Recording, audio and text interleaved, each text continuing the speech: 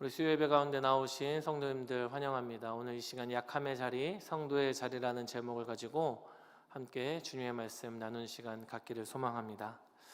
우리가 흔히 다니엘서를 떠올릴 때면 생각나게 되는 몇 가지의 사건들이 있게 되죠. 다니엘과 그 어린 친구들이었던 그 소년들이 함께 왕이 주는 음식을 먹지 아니하였었고, 또 오늘 본문에 등장하는 것처럼 그 세 친구가 왕이 세워놓은 그 금신상 앞에 절하지 아니하였었던 사건, 그리고 마찬가지로 다니엘이 사자굴에 갇히는 사건 등 우리가 흔하게 다니엘서 하면 떠오르는 몇 가지의 사건들, 상징적인 사건들이 있습니다. 오늘은 이 가운데에 이 세 친구의 이야기를 함께 나누며 주님께서 부어주시는 은혜를 함께 나눠보고자 합니다. 여러분, 사람들이 공통적으로 분노를 일으키게 되는 사건이나 상황들이 존재하기 마련이죠. 가령 예를 들어서 뉴스를 보는데 아동학대의 사건이 나오면 우리는 그 사건을 접하면서 어떻게 저렇게 할 수 있을까라는 공통의 분노를 느끼게 된다는 것입니다. 일본이 독도를 자신의 땅이라고 이야기하면서 다케시마라고 명칭하는 것을 볼 때의 황당함을 느끼게 되고, 또 요즘 같은 때에는 중국이 한복을 자신들의 전통 의상이라고 소개하는 그 어처구니 없는 모습을 보면서 마음속에는 그러한 분노의 감정들이 일어날 수 있다는 것이죠. 이와 비슷하게 사람들이 공통적으로 분노나 황당함을 느끼는 상황들은 또 무엇이 있을까요? 물론 여러 가지의 상황들이 있겠습니다만 그 가운데 하나가 무엇이냐면 자격이나 조건이 되지 않는 사람이 지위와 자리를 차지하고 있다라고 느낄 때에 생각되어지는 박탈감이나 분노 같은 것들이 있을 수 있습니다. 분명히 저 사람은 저 위치에 합당한 사람이 아닌데, 저 사람은 저 위치에 있을 만한, 저 지위에 있을 만한 학식이나 경험이 있지 아니한데, 자격증이 있거나 혹은 라이센스가 있어서 그 명확한 바를 밝힐 수 있는 사람이 아닌데 그 자리를 차지하고 있는 모습을 보게 된다면 우리는 막연하게 공통적으로 분노가 느끼게 된다는 것이죠. 아마도 대부분의 남자 성도님들께서는 이러한 것들을 아마 군대에서 경험해 보셨을 것 같습니다. 분명히 별것 아닌 것 같아 보이는 저 사람이 조교나 혹은 나의 고참이라고 해서 나를 막 굴리는 거예요. 엎드리라고도 하고 막 앞으로 굴르라고도 하고 뒤로 굴르라고도 해요. 정말 표현을 이렇게 해서 죄송합니다. 별것 아닌 것 같아 보이는 저 사람이. 그러면 화가 나요. 분노가 나요. 마음에 그런 부릴듯이 생기는 감정들이 있다라는 것이죠. 저 역시 마찬가지였던 것 같습니다. 군대에 입대해서 그러한 어떤 부조리함을 느꼈을 때에는 마음속에 분노가 생기게 되죠. 그러면서 드는 생각은 무엇이냐면 조용히 찾아가서 계급장을 떼고 한번 이야기를 나눠보고자 권면을 할까, 아니면 그래도 군대에 왔으니까 영창을 한번 경험을 해볼까라는 그 다양한 생각들이 머릿속을 스쳐 지나가곤 했었습니다. 마찬가지로 우리가 살아가면서 저 사람은 저 위치에 있는 것이 합당하지 않아라는 생각이 들게 되면 우리의 마음 가운데에는 굉장히 부당함 혹은 분노의 감정 등이 일어난다라는 이야기입니다. 오늘 본문에 등장하는 다니엘의 세 친구 사드락과 메삭과 아벳느고가 사람들로 하여금 이러한 생각과 이러한 감정을 갖게 하는 사람들이었습니다. 분명히 이 세 청년은 포로로 끌려왔던 보잘것없는 청년들이었습니다. 그런데 어느 날 그의 친구 다니엘이 왕이 꾸었던 그 꿈을 완벽하게 설명하고 또 해석해 내므로 말미암아서 다니엘에게 포상을 주고 그 다니엘의 부탁으로 말미암아서 이 세 친구에게 바벨론 지방을 다스리게 하죠. 이것이 느부갓네살이 다니엘과 세 친구에게 주었던 합당한 포상이었습니다. 그런데 문제는 바로 여기에서부터 출발하는 것이죠. 이 세 친구를 향한 주변의 시선이 고울 리가 없었던 거예요. 분명히 저 사람들은, 바벨론의 주요 고관들은 이 세 친구들을 바라보면서 분노와 시기와 질투의 감정이 뒤섞인 채 바라볼 수밖에 없었던 것이죠. 이들은 분명히 보잘것없는 우리가 잡아온 포로에 불과한데 우리와 같은 그 고관의 지위를 차지하는 것이 부적합한 사람들인데 우리와 같은 위치에 혹은 나보다 더 나은 위치에 있다라는 사실을 받아들이기가 너무나도 어려웠던 것입니다. 그런데 때마침 이들의 그 쌓여있던 분노를, 이들의 그 분통을 터뜨릴 수 있는 아주 좋은 기회가 찾아오게 되죠. 여러분 잘 아시는 사건일 테니까요. 그것이 무엇입니까? 왕이 세운 그 금신상에 단 한 사람의 예외도 없이 모두 절해야 함에도 불구하고 이 세 친구는 절하지 않았다는 것입니다. 아주 분노를 표출하기에 적절한 타이밍이 그들에게 찾아오는 것이죠. 그래서 바벨론의 고관들은 왕에게 쪼르르 달려가 이 사실을 고발하기 시작합니다. 다니엘서 3장 12절의 말씀을 우리 같이 한번 읽어보기를 소망하는데, 다니엘서 3장 12절 말씀입니다. 함께 읽겠습니다. 시작. 이제 면 유다 사람 사드락과 메삭과 아벳느고는 왕이 세워 바벨론 지방을 다스리게 하신 자이거늘 왕이여 이 사람들이 왕을 높이지 아니하며 왕의 신들을 섬기지 아니하며 왕이 세우신 금신상에게 절하지 아니하나이다. 그들이 왕에게 쫓아가서 이야기하는 것이죠. 왕이시여 왕이시여 우리의 이야기를 좀 들어보시죠. 왕이 직접 세운 저 신상에 절하지 않는 사람들이 있습니다. 왕이 친히 세워서 바벨론 지방을 다스리게 했던 그 붙잡혀왔던 포로들, 사드락과 메삭과 아벳느고가 왕이 분명히 선포를 하셨는데 그럼에도 불구하고 왕의 신상 앞에 절하지 않고 있었습니다. 왕의 신상에 절하지 않으면 저 맹렬하게 불타는 풀무불에 분명히 넣으시겠다고 말씀하지 않으셨습니까? 라고 왕에게 그들의 행태를 낱낱이 고발하기 시작했다는 것이죠. 당시 통치하고 있던 느부갓네살 왕의 입장에서 이러한 고발의 내용을 들었을 때 그는 굉장히 당황했을 것 같습니다. 분명히 이전에 이들의 친구였었던 다니엘을 통하여서 놀라운 경험을 했거든요.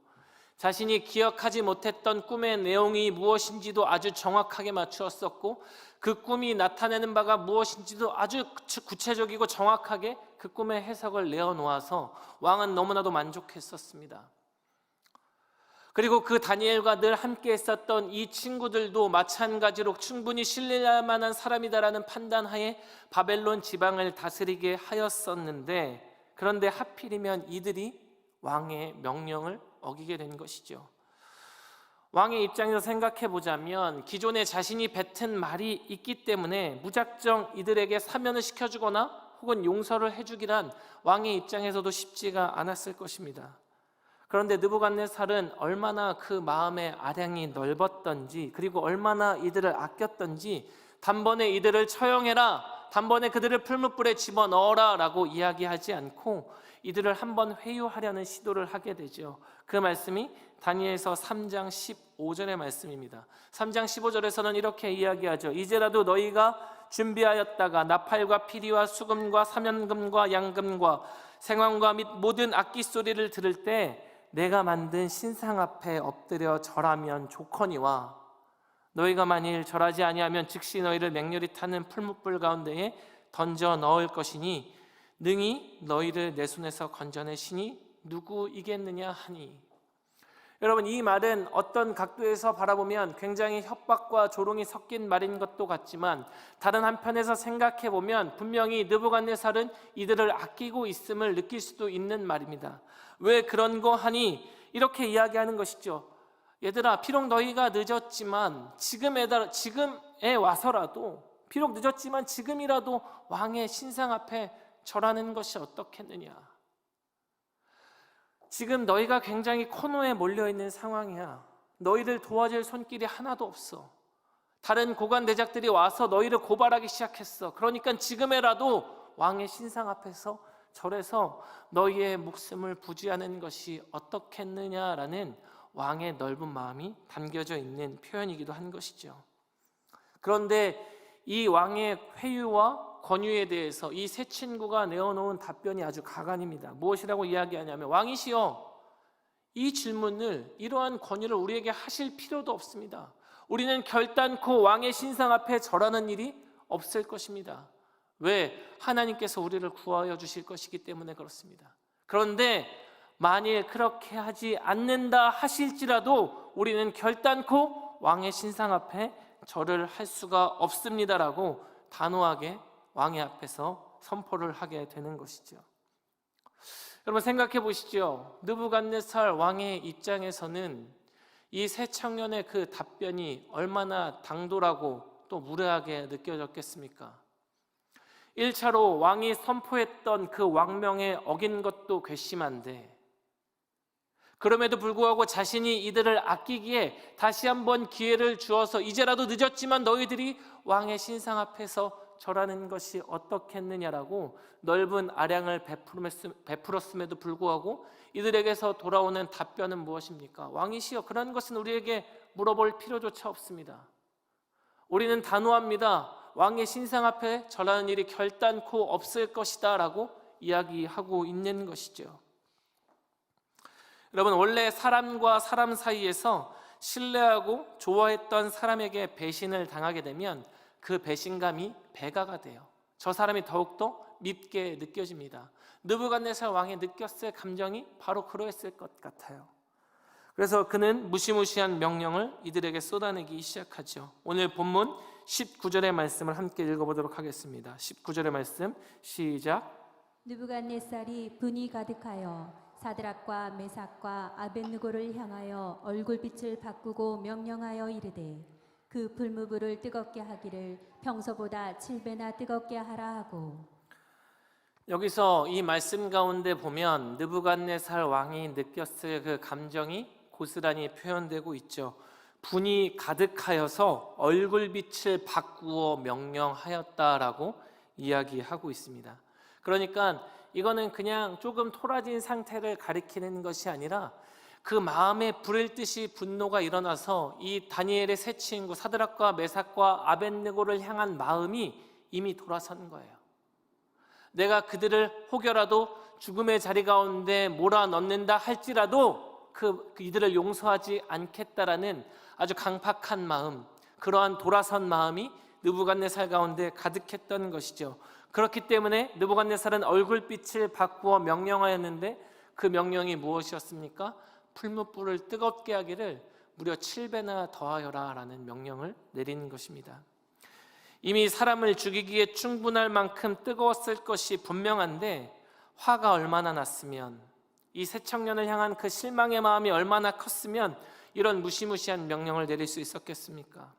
그 화마가 7배나 그 화력을 키운 화마가 얼마나 강력했던지 이 세 친구를 포박하여 세우고 있었던 그 군대 용사 중에 한 명의 옷 가운데 불이 붙게 되죠. 그런데 흔적도 없이 타버리게 됩니다. 그러니까 이 풀무불의 화력은 우리가 상상하는 것 이상으로 아마 강력했던 것 같아요. 다니엘의 세 친구를 결박했었던 사람은 힘이 없는 사람이 아니라 분명히 군사였었고 용사였었거든요. 그런데 옮겨붙은 불조차도 제어하지 못할 정도로 굉장히 강렬했음을 우리에게 나타내 보여주고 있습니다. 느부갓네살은 분명히 그들을 향해 아량의 마음을 가지고 있었고 아끼는 마음을 가지고 있었어요. 그런데 이제 자신의 명령을 듣지 않자 얼굴빛을 바꾸어 무시무시한 명령을 쏟아내고 있는 것입니다. 여러분, 저는 개인적으로 이 말씀을 준비하면서 느부갓네살 왕이 사드락과 메삭과 아벳느고를 바라보고 있는 그 시선과 마음이 아마 오늘날의 한국교회를 바라보고 있는 세상의 마음이 아닐까? 세상의 시선이 아닐까? 생각해 보게 되었습니다.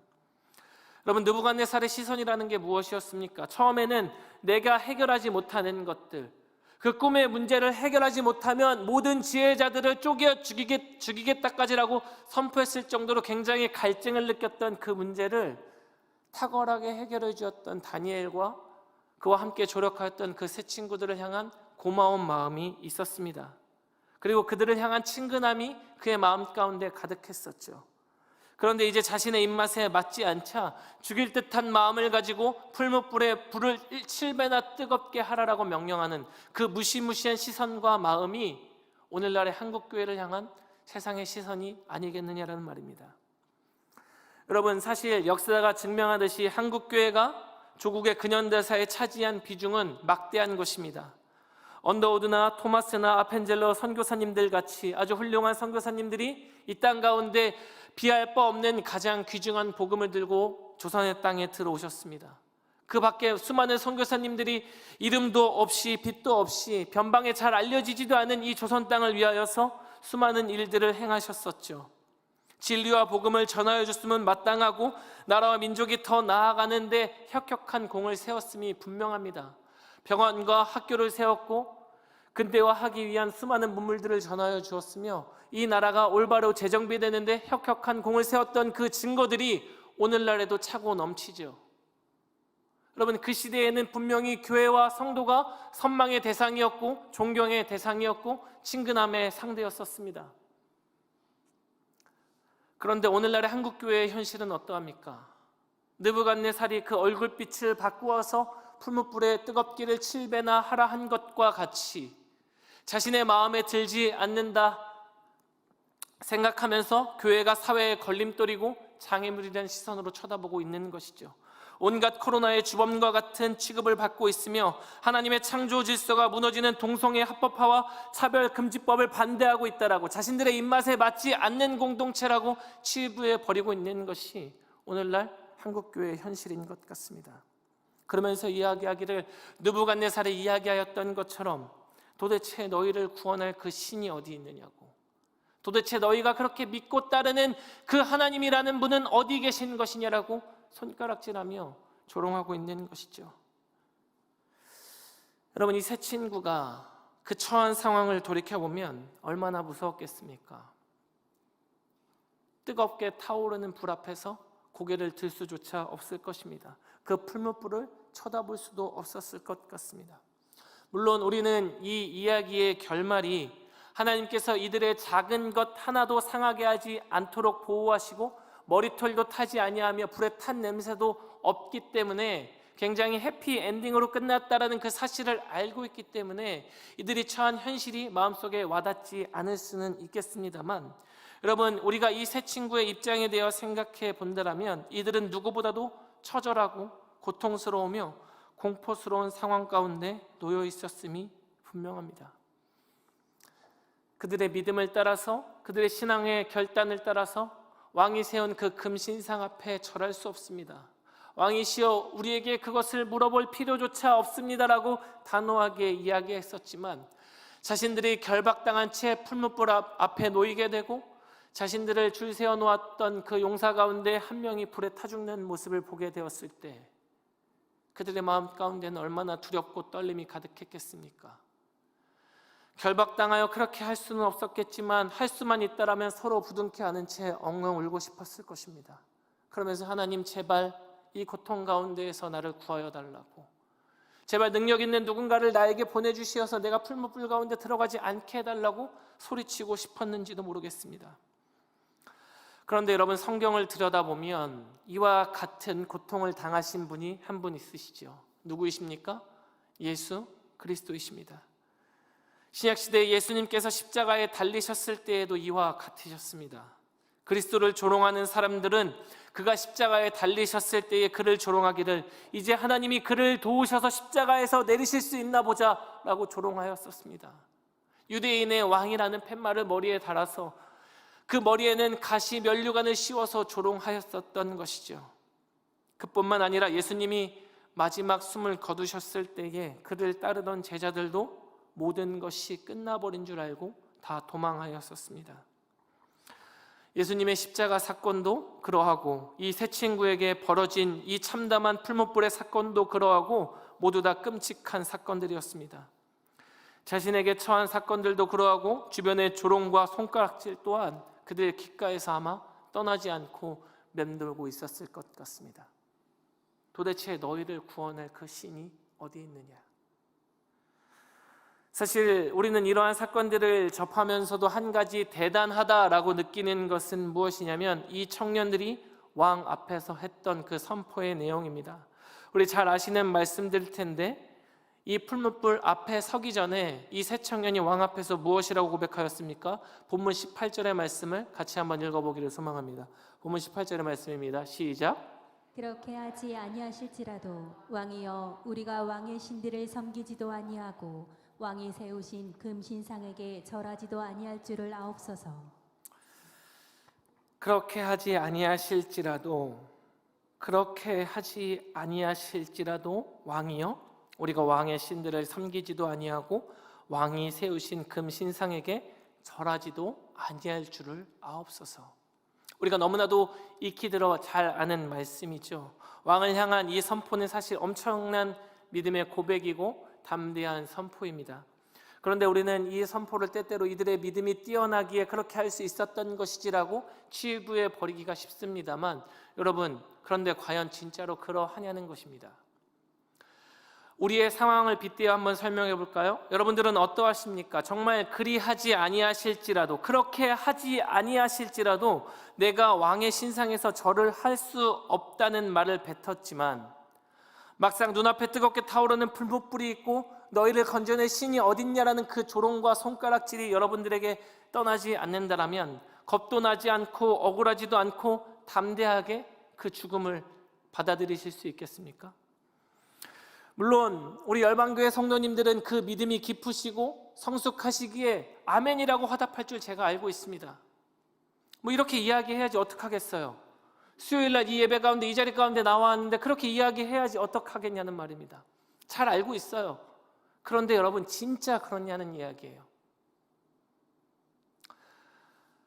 나의 가족을 질병의 자리 가운데 놓으셔서 고통스럽게 하신 이도 하나님이시고, 다른 사람들은 요즘에 주식이 호황이어서 샀다 하면 경제적 이익을 누린다고 하는데 내가 산 주식은 계속 곤두박질 치고 있고, 나에게 일어나지 않았으면 하는 일들이 계속해서 나의 삶에 어려움을 가져다주고, 물질로 인하여 수치를 당하며 관계의 어려움 속 가운데 눈물을 흘리는 것이 나의 삶 가운데 계속된다라고 한다면, 여러분, 그럼에도 불구하고 그렇게 내가 소망하는 삶의 모습대로 나의 삶을 옮겨놓지 않는다 하실지라도, 하나님 그렇게 하지 아니하실지라도 나는 주님을 따르겠습니다, 여러분, 이렇게 고백할 수 있겠냐라는 것입니다. 여러분, 쉽지 않아요. 제가 쉽지 않다라고 이야기하지만 사실 쉽지 않은 것을 뛰어넘어 굉장히 어려운 문제입니다. 저도 얼마 전에 지극히 개인적인 일로 저의 신앙의 밑바닥을 본 것 같은 경험을 한 적이 있습니다. 전혀 원치 않는 상황으로 나의 사정과 나의 상황이 흘러가는 그 모습들을 보면서, 하나님, 내가 하나님의 일을 열심히 한다라고 서원하여 목회자가 되었는데 적어도 내가 다른 사람처럼 이렇게 막 떵떵거리며 사는 것은 아니어도 나에게 선한 것 하나, 좋은 것 하나라도 주시면 좋지 않습니까? 내가 무엇인가 막대한 것을 주님 앞에 바라는 것도 아니고 아주 사소한 것들, 작은 것 하나라도 주님께서 좀 돌보아 주셔서 나에게 만족을 주시면 좋을 텐데 왜 나를 도대체 이런 어려움 가운데 가져다 놓으시는 것입니까? 여러분, 그런 생각이 저에게도 들더라고요. 그러면서 마치 제 신앙의 밑바닥을 본 것 같아서 너무나도 힘든 시간을 보냈던 적이 있습니다.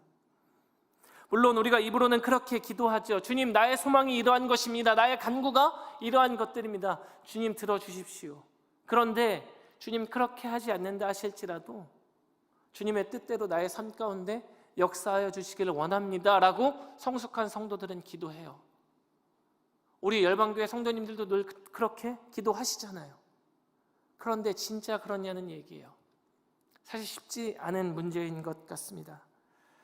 이러한 연약함의 모습들은 어떻게 보면 굉장히 부족하고 연약했던 이 모습들은 사실 예수님을 따르고 있었던 제자들에게서 동일하게 보여지는 모습인 것 같습니다. 마가복음 10장에 보면 예수님께서는 이제 자신에게 십자가의 사건이 임박하였음을 제자들에게 끊임없이 말씀하십니다. 가장 처절한 죽음, 가장 고통스러운 죽음이 자신 앞에 놓여 있음을 제자들에게 깨닫게 해주시기 위하여서 그것을 강조하여서 여러 번 말씀하시죠.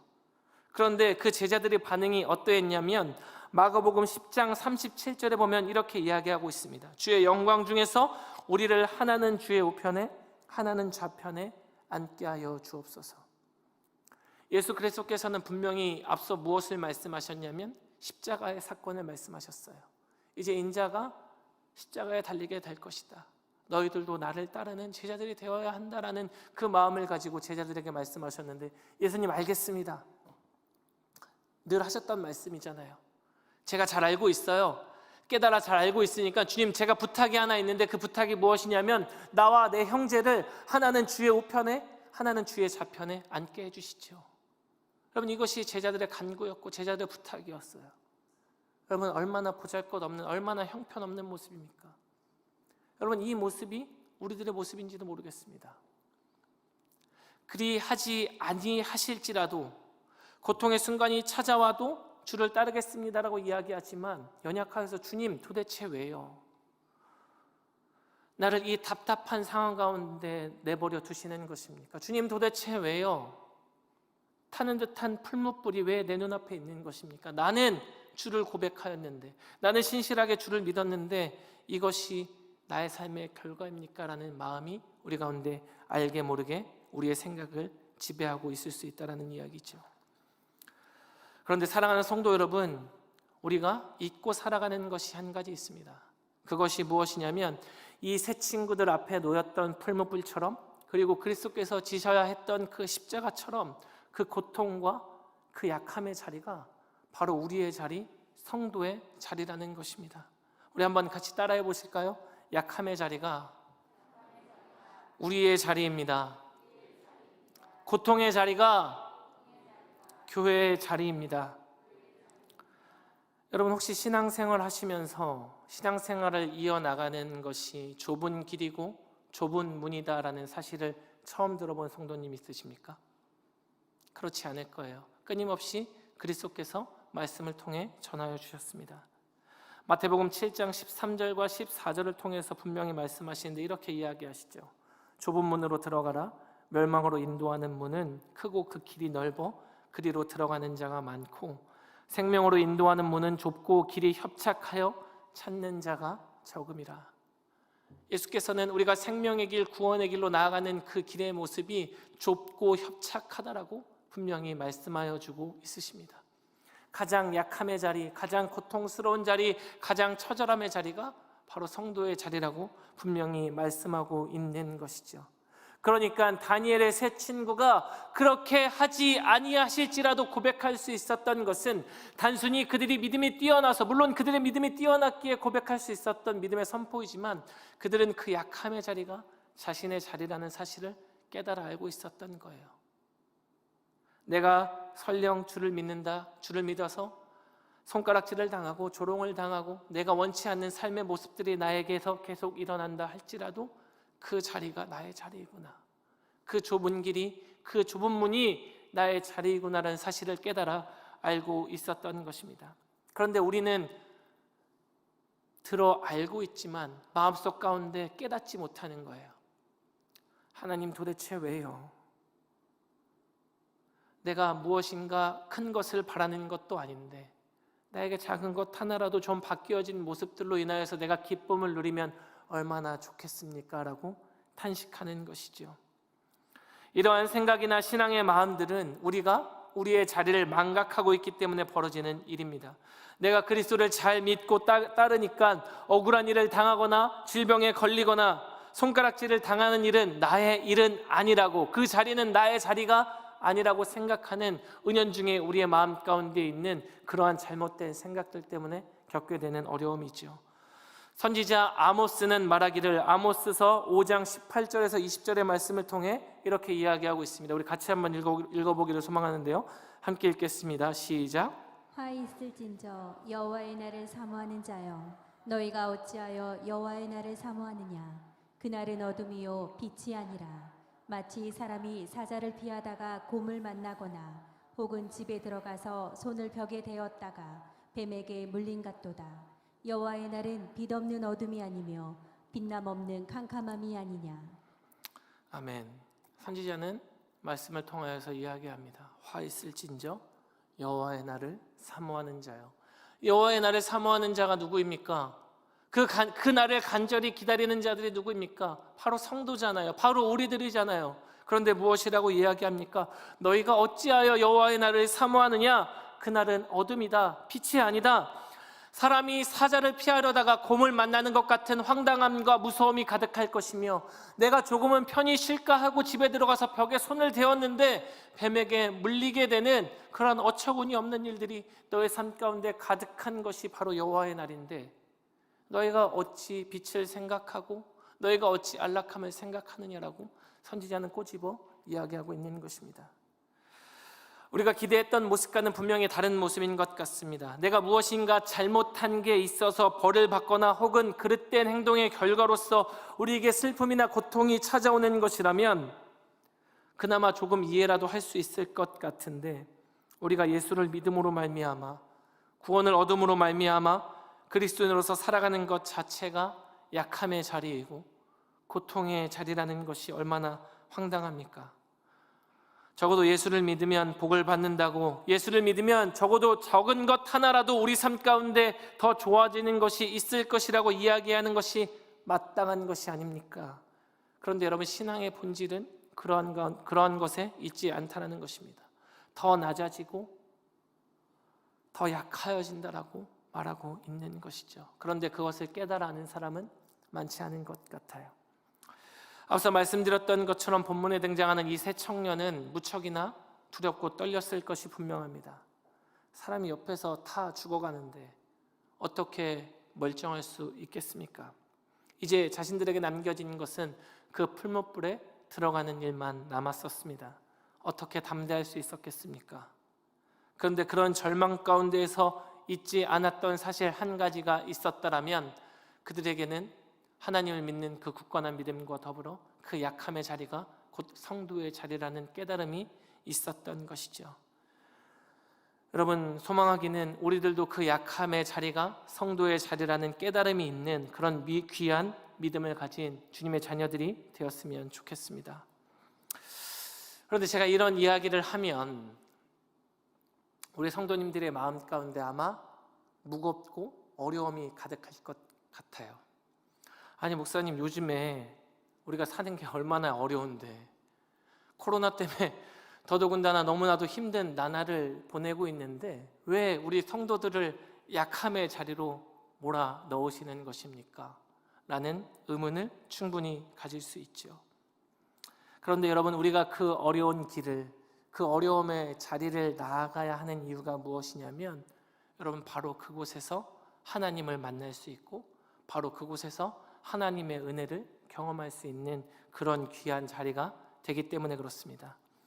오늘 본문 25절은 이렇게 말하고 있습니다. 왕이여 또 말하여 이르되 내가 보니 결박되지 아니한 내 사람이 불가운데로 다니는데 상하지도 아니하였고 그 넷째 모양은 신들의 아들과 같도다 하고, 세 친구들을 이제 그 뜨거운 풀무불 가운데 집어넣은 느부갓네살 왕이었었습니다. 아마 왕이 느꼈던 수많은 생각들이 있었겠죠. 그들에게 친근함을 느꼈었던, 그들에게 아량을 느꼈었던 왕이기에 마지막 모습까지 보아야 한다라는 의무감이 들었을 수도 있고, 또 주변의 신하들에게 자신의 그 강력한 왕권을 주장하고 싶었던 그 마음이 있었을 수도 있습니다. 이 세 사람을 풀무불에 집어넣으라 하고 돌아서서 가지 않고 그 풀무불을 가만히 들여다 보니까 깜짝 놀라게 되는 일을 경험하게 되죠. 그것이 무엇입니까? 세 사람을 넣었는데 몇 사람이 있어요? 네 사람이 있어요. 그런데 그 가운데 한 사람은 마치 신의 아들과 같은 모양을 하고 있었습니다. 여러분, 이 맹렬하게 불타는 7배나 뜨겁게 한 이 풀무불 가운데 누가 있으셨다는 것입니까? 하나님께서 그 자리 가운데 함께 하셨습니다. 일부의 신학자들은 이들이 하나님이 보낸 천사라고도 이야기하고 어떤 신학자들은 예수님의 현현이라고도 이야기합니다. 그 어떠한 것이 되었든지 중요한 것은 그 맹렬하게 타오르는 풀무불 가운데 그들을 가만히 내버려 두시지 아니하고 하나님이 그들과 함께 하셨다는 사실이죠. 여러분, 성도가 가장 약함의 자리, 가장 처절함의 자리, 가장 고통의 자리에 있을 때에 우리에게 찾아와 주시는 이가 누구이십니까? 나를 지으시고 나를 만드시고 나의 주인 되시는 거룩하신 하나님 한 분이신 것이죠. 그들 가운데 가장 고통이 있었고 가장 조롱이 있었고 가장 힘듦의 시간이 있었을 때에, 무엇 하나 도움의 손길을 기대할 수조차 없을 때에 세상이 줄 수 없는 위로를 주셨고, 가장 약한 곳에서 가장 강하신 하나님을 만남으로 인하여서 하나님이 살아 계시다라는 것을 우리에게 증거하여 주고 있는 것입니다. 여러분, 우리들은 어떠합니까? 우리는 이것들을 깨닫지 못하고 가장 약함의 자리에서 가장 강하신 하나님께서 나와 함께 하신다는 사실을 깨닫지 못하고, 약함의 자리는 그저 나와 상관이 없는 자리이고 내가 외면해야 될 자리이고 그저 좋은 것만, 탁월한 것만 나의 인생 가운데 가득했으면 좋겠다라는 그러한 연약함이 있지는 않냐는 말입니다. 그리스도께서 십자가의 길을 말씀하셨음에도 불구하고 예수님 한 자리를 나에게 주시고 좌편을 나에게 주시고 우편을 나의 형제에게 달라라고 이야기했던 그 연약한 제자들과 같지는 않냐는 이야기이죠. 사랑하는 성도 여러분, 그리하지 아니하실지라도의 신앙은 그저 믿음이 굳건한 것뿐만 아니라 말 그대로 나를 약한 가운데 두신다 할지라도 그 자리가 나의 자리라는 사실을 깨닫는 신앙입니다. 그 약함 가운데에서 나에게 역사하시고 나를 만나주실 하나님을 기대하는 신앙인 것이죠. 앞서 말씀드렸던 것처럼 코로나로 인하여서 그 어느 때보다도 한국 교회가 고통과 어려움 가운데 놓여져 있는 것 같습니다. 저도 어서 빨리 이 예배당에 우리 성도님들이 세상에 눈치 보지 아니하고 가득 나와서 함께 목소리 높이며 함께 예배할 그날이 속히 왔으면 좋겠습니다. 누구보다도 그날을 간절히 기다립니다. 쉽지 않죠. 어려운 상황 가운데 놓여 있습니다. 계속해서 교회가 손가락질 받고 있는 상황이기 때문에 그런 것이죠. 그래도 다행인 것은 무엇이냐면 세계 곳곳에서 백신이 개발되고 있고 또 곧 있으면 그 혜택이 우리에게도 돌아올 것이라는 내용의 기사들을 접하게 됩니다. 그런데 여러분, 상상해 보시죠. 모든 것이 다 안전하여졌어요. 이제 우리가 교회를 나오는 것을 눈치 보지 않아도 될 것 같은 그런 환경과 여건이 만들어졌어요. 얼마나 고대하는 날입니까? 여러분, 그런데 세상이 교회를 향한 그 시선을 거둘까요? 그 돌아선 마음을 다시 돌이킬까요? 여러분, 저는 이 질문에 대해서 긍정적으로 답변할 수 없을 것 같아요.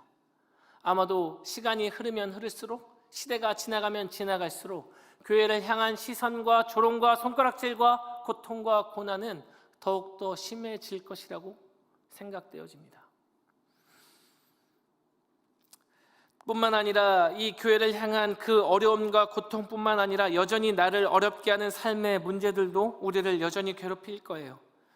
물질로 인하여서 수치를 당하고 원치 않는 질병으로 고통을 당하며 운영하는 사업장에 어려움이 찾아올 수도 있고 관계 어려움으로 신음하는 날이 우리 가운데 있을 수 있습니다.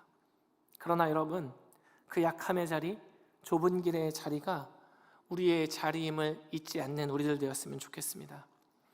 잘 아시는 것처럼 사도 바울은 고린도후서 12장을 통해 반복적으로 자랑하는 것이 하나 있습니다. 무엇을 자랑합니까? 그의 지식이나 경험이나 무엇인가 다른 사람보다 탁월한 것을 자랑하는 것이 아니라 그의 약함을 그는 자랑하고 있습니다. 고린도후서 12장 9절에서 10절 말씀을 함께 읽어보도록 하겠습니다. 시작. 나에게 이르시기를 내 은혜가 내게 족하도다. 이는 내 능력이 약한 데서 온전하짐이라 하신지라. 그러므로 도리어 크게 기뻐함으로 나의 여러 약한 것들에 대하여 자랑하리니 이는 그리스도의 능력이 내게 머물게 하려 함이라.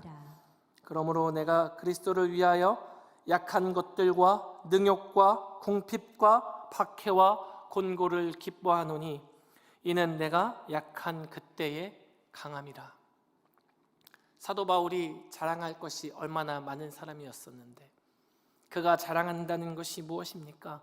나의 약함을 자랑한다라고 이야기하죠. 나의 능욕과 궁핍과 박해와 공고함을 자랑한다라고 이야기합니다. 여러분, 세상에 나가서 내가 얼마나 궁핍한지, 내가 얼마나 공고한지, 내가 얼마나 고통의 자리 가운데 있는지 자랑한다라고 이야기를 늘어놓는다면 드디어 저 사람이 정신이 나갔구나라고 아마 손가락질 할 거예요.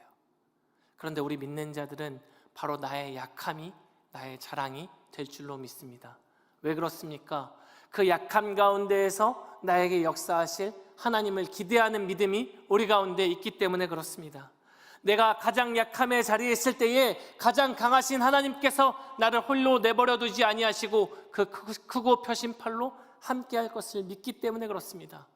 사도 바울이 고린도 후서의 말씀을 통하여서 나의 약함을 자랑하였던 것처럼 우리 모든 성도의 자랑이 내가 가진 탁월함이 아니라 나를 통해 역사하실 하나님이 되는 그런 귀한 믿음 가진 우리들이 되었으면 좋겠습니다.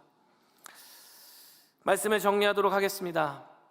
지난 2000년에 벌써 20년이 지난 시간입니다만 지난 2000년에 미국 필라델피아에 존경받는 목회자였던 제임스 몽고베리 보이스 목사님께서 췌장암으로 소천하셨습니다. 주변에 함께했던 많은 동역자들과 목사님들 그리고 그 교회 성도들은 몽고베리 보이스 목사님의 쾌유를 위해서 기도했었죠. 그러나 몽고베리 목사님은 그 사람들을 향하여서 이렇게 말씀하셨습니다. 내가 여러분에게 원하는 것은 나의 회복을 위한 기도가 아닙니다. 비록 내가 질병으로 인하여서 죽는다 할지라도 그 죽음을 통해 신실하신 구주께 영광을 돌릴 수 있도록 기도해 주십시오. 성도가 가장 약한 그 순간에도, 성도가 가장 힘든 그 순간에도 여전히 주의 영광을 생각하고 있는 그 귀하신 목사님의 고백을 보게 된다는 것이죠. 오늘 본문에 등장하는 사드락과 메삭과 아벳느고는 그 처절한 풀무불의 죽음 앞에서도 왕이시여 우리들의 왕의 신상에 절하는 일은 없을 것입니다. 그렇지 아니한다 하실지라도 결단코 그런 일은 없을 것입니다. 그들은 포박당한 채 풀무불 가운데 서 있었지만 그 자리가 자신들의 자리라는 것을 알고 있는 믿음이 있었기에, 그리고 그 약한 가운데에 그들을 들어쓰실 하나님을 굳게 믿고 있었기에 하나님의 영광을 위한 처절함이 그들에게는 있었던 것입니다. 사랑하는 성도 여러분, 다니엘의 세 친구가 있었던 자리, 그리고 십자가를 지셨던 그리스도께서 있으셨던 그 자리, 사도 바울이 고난을 당하셨던 그 자리, 그 약함의 자리가 오늘 우리들의 자리입니다. 세상이 너희를 구하여 낼 신이 어디 있느냐라고 조롱한다 할지라도 우리는 그 약함을 통하여서 우리의 자랑을 삼으며 그 약함을 통하여서 나를 통해 일하실 그 하나님을 신실하게 바라볼 수 있는 그런 귀한 믿음의 자녀 될 수 있는 우리 열방교회 되어지기를 주님의 이름으로 축원드립니다.